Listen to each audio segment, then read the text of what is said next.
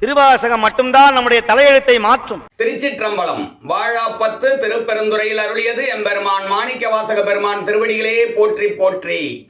பஞ்சின் மெல் அடியால் பங்கனி அல்லால் பற்று நான் மற்றிலேன் கண்டாய் செஞ்சவே ஆண்டாய் சிவபுரத்து அரசே திருப்பெருந்துறை உரை சிவனே அஞ்சினேன் நாயேன் ஆண்டு நீ அளித்த அருளினை மருளினால் மறந்த வஞ்சனே நீங்கு வாழ்கிலேன் கண்டாய் வருக என்ற அருள் புரியாயே.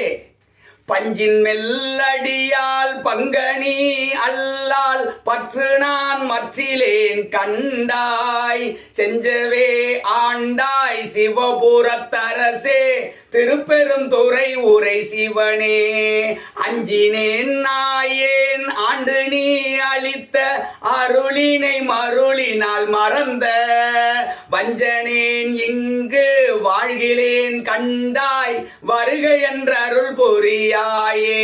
திருச்சிற்றம்பலம்.